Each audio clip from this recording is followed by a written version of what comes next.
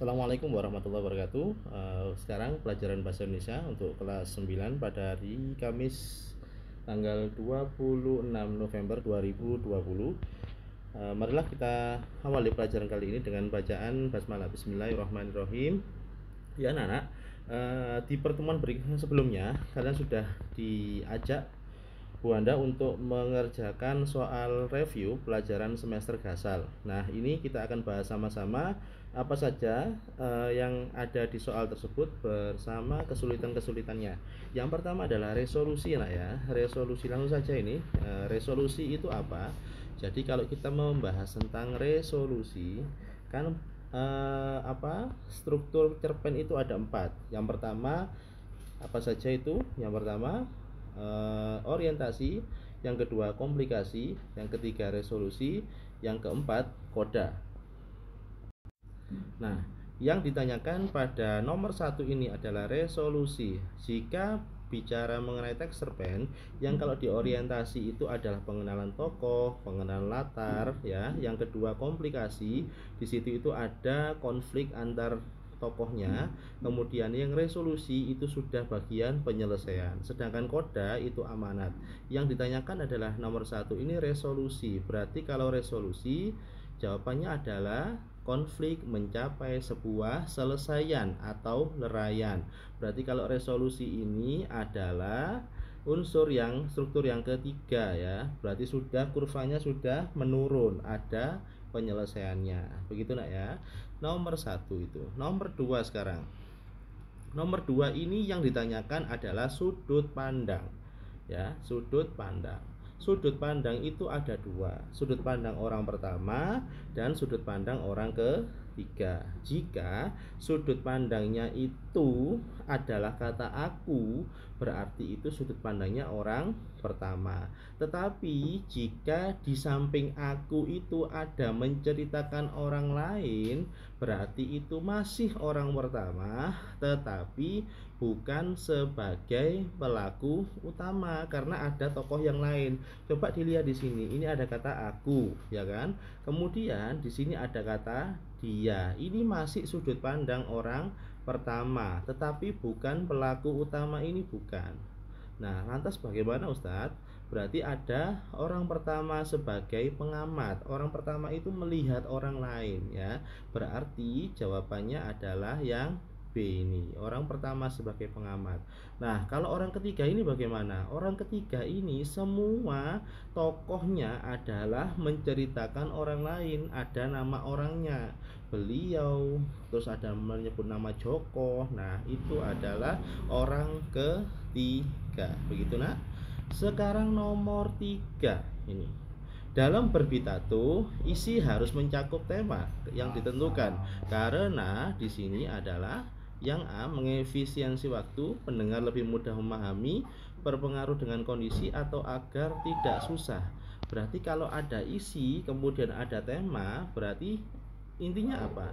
Pendengar jadi lebih mudah memahami karena di dalam isi sudah ada temanya.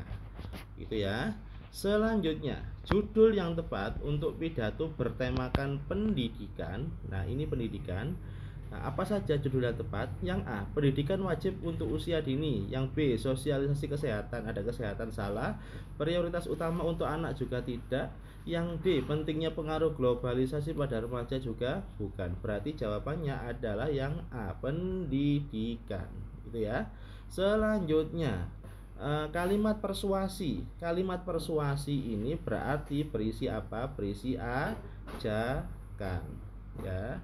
Nah, yang berisi ajakan yang mana? Coba dilihat jawaban satu persatu. Yang A, dengan demikian hendaknya masyarakat tidak memberi sumbangan begitu saja, tetapi harus diteliti terlebih dahulu agar tidak tertipu. Ada kata hendaknya.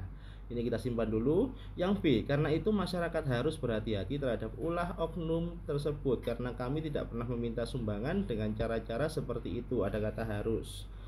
Yang C, masyarakat hendaknya waspada terhadap sekelompok orang yang meminta sumbangan gempa bumi dan tsunami di pinggir-pinggir jalan. Ada kata hendaknya di sini.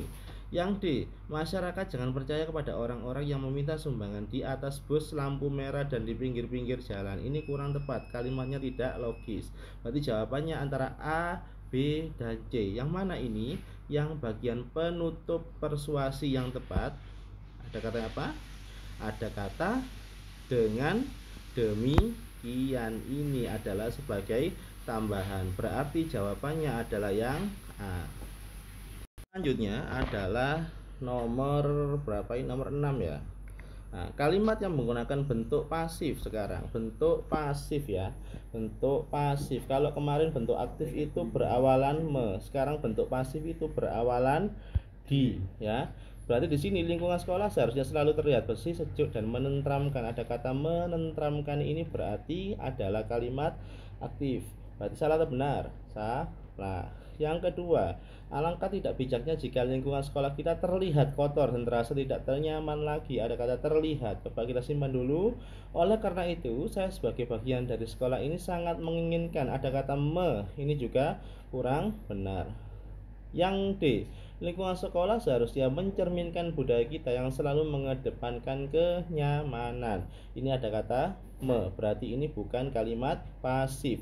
Berarti kalau begitu yang mana? Ada kata terlihat ini ya. Berarti jawabannya adalah yang B.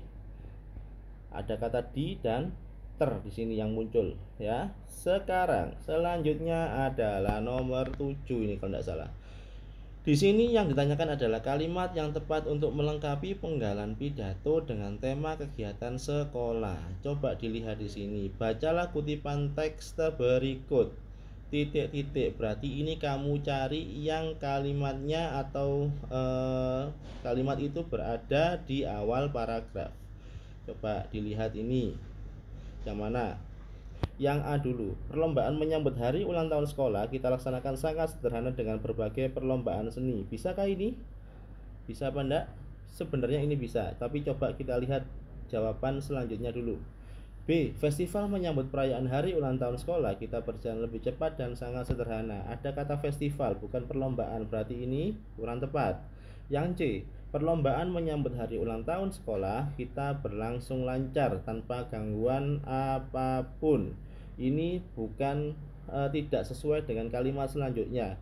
Kalimat selanjutnya itu menerangkan perlombaan yang dimaksud yaitu baca puisi. Berarti ini menunjukkan perlombaan itu jenisnya apa ya. Berarti ini C kurang benar karena ini menyangkut keamanan perlombaan. Yang D, kegiatan menyambut hari ulang tahun sekolah kita meriahkan dengan perlombaan seni. Ini masih bisa jawabannya. Coba kita bandingkan sekarang A dan D. Perlombaan masyarakat hari ulang tahun sekolah kita laksanakan sangat sederhana dengan berbagai perlombaan seni, atau kegiatan menyambut hari ulang tahun sekolah kita meriahkan dengan perlombaan seni. Ya, yang A berarti itu ada kata perlombaan di awal, ada kata perlombaan di akhir. Ini namanya penghamburan kata. Tidak boleh ada kata yang sama dalam satu kalimat. Berarti jawaban yang A ini kurang benar. Berarti jawaban yang benar adalah yang D. Selanjutnya, kalimat pernyataan berikut yang termasuk kalimat aktif intransitif. Aktif intransitif berarti kalimat aktif yang tidak membutuhkan objek. Ada aktif, ada intransitif. Ani menendang bola. Ya, menendang. Me ini predikat. Kemudian bola ini objek. Sedangkan Dina makan nasi goreng. Makan ini predikat. Nasi gorengnya itu pelengkap. Ya, Rina membaca majalah penyebar semangat. Me ini juga predikat, sedangkan majalah ini objek. Riko tertidur di rumah Rehan, ini bukan aktif, ini pasif. Berarti kalau begitu, kalimat yang ada awalan me-nya seperti ini adalah kalimat aktif transitif ya, bukan intransitif. Sedangkan aktif intransitif itu kata kerjanya aus, seperti makan, minum, begitu itu. Nah, berarti jawabannya adalah yang B.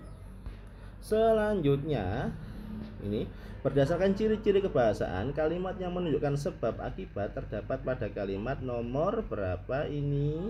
Berarti di situ ada sebabnya, ada akibatnya. Berarti di situ jika ya, jika sistem imun dalam tubuh kita melemah, maka mudah sekali terkena penyakit. Berarti jawabannya adalah nomor 3. Ada kata jika. Selanjutnya ini bacalah kutipan teks berikut. Di situ ada unsur yang menonjol dalam kutipan cerpen di atas adalah, di sini coba dilihat.